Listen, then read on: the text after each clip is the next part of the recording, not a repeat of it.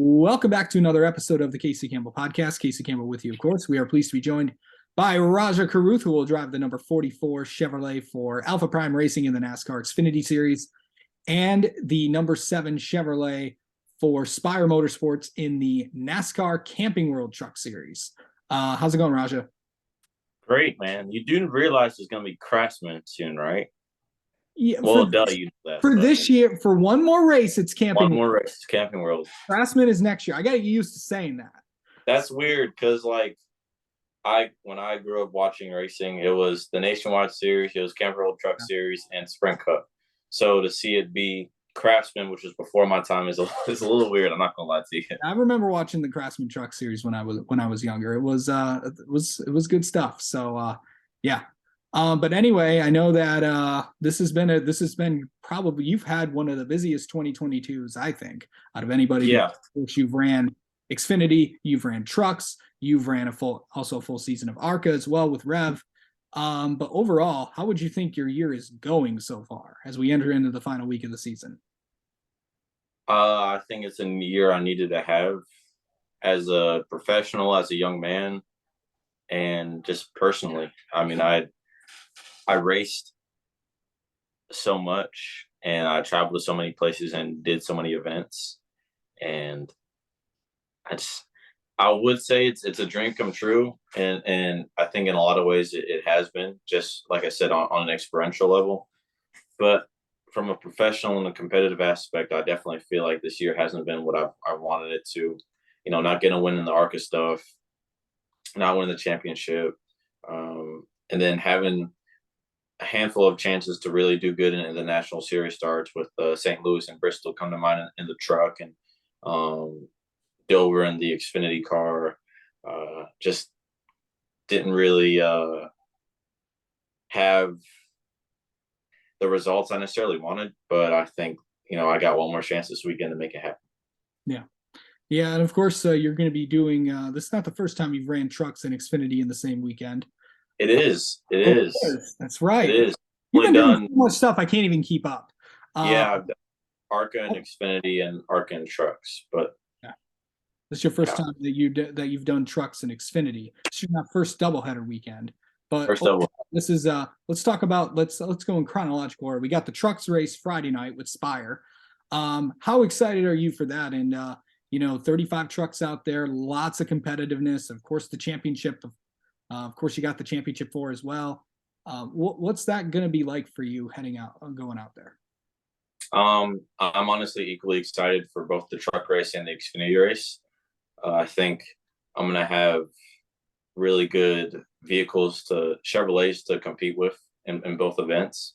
And I'm going to just prep my hardest throughout the week, and I got to get in a workout earlier. I'm going to do that to the best of my ability. I'm going to stay on my iRacing rig. I'm going to go to the DIL sim tomorrow and give it my best like normal and what I have done this whole year. And hopefully it results in a win in the truck and a really good performance in the 44 car. Yeah. I know it's on the ARCA side of things it was a good start to the year, but obviously maybe not the best to end it. But overall, how would you think your season went for you over there with Rev? Because it was a lot of learning experiences for you.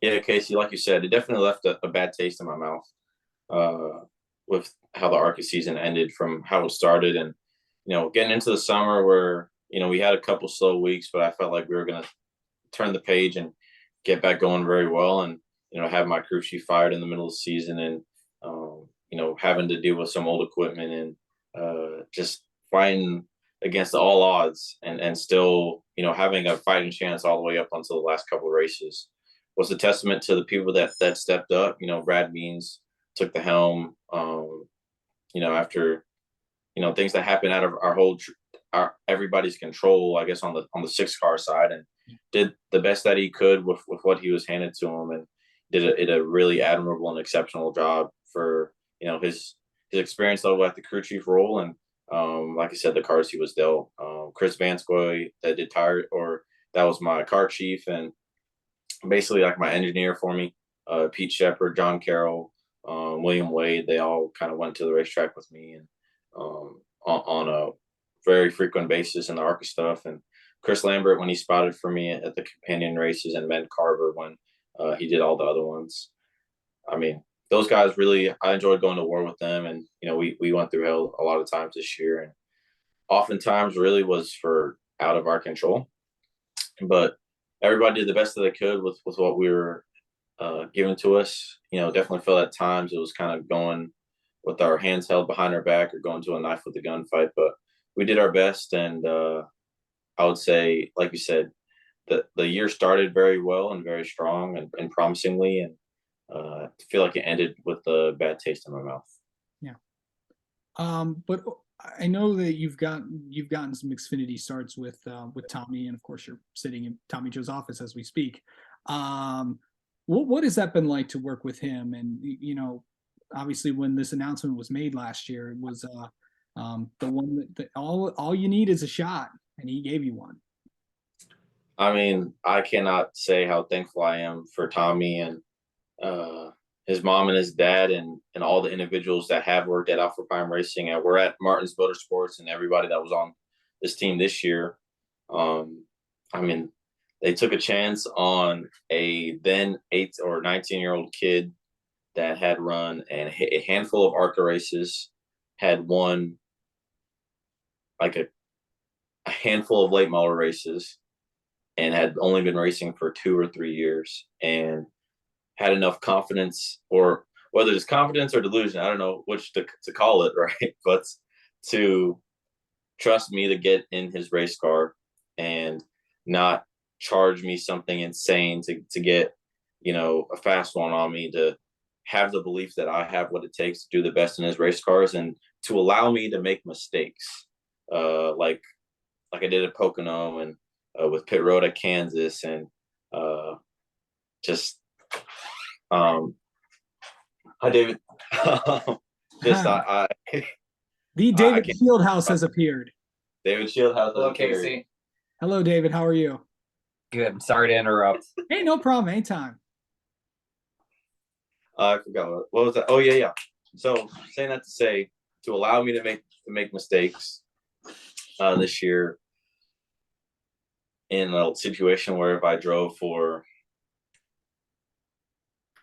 multiple other organizations, they would have kicked me to the curb or thrown me under the bus, and nobody for a second questioned my ability or my resolve or my effort. And I cannot say enough about how thankful I am for Tommy himself and everybody here, because they believed in me when really only a handful of others did. Yeah, for sure.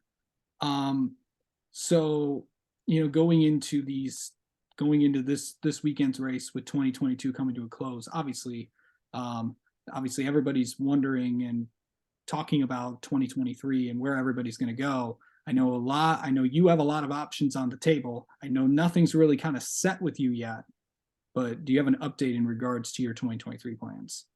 I guess in reference to my 2023 and beyond plans, like you said, man, I feel pretty fortunate to be in a spot where I have a handful of options in terms of what I'll be able to do next year on a professional level. I don't come from a racing family. I don't come from a hedge fund or big sponsor backing and things like that, to where I can go and do as I please and go race anything and everything every weekend. So to be in a situation where I've got 3 or 2 or 3 or 4 different options that I can follow through in terms of where I can go race next year and beyond is really amazing. And I feel really thankful to be able to sit here and talk to you about that. Yeah. So I guess give an update. I don't have anything advanced right now. We're still kind of evaluating everything with my dad and my whole family in terms of what's financially viable for us, but also really what makes sense for my career. I'm not in a rush, right? I'm 20. I'm a junior in college. I feel like I have a good upside as a driver and a lot of room to grow, and so much more experience to gain as a driver and as a young man. Mm-hmm. So I am in no rush, and whatever decision is made that we make for my career, I know it's going to be the right one, and I'm going to do my best to make it count. All right. And of course, this weekend, at Phoenix you're in a truck, you're in an Xfinity car. What do you want? What's it going to take to get a a good result in those two races? Well, man, like I said, I got some really good people, both in this with the Spire truck and with the Mark Rebellion Xfinity car.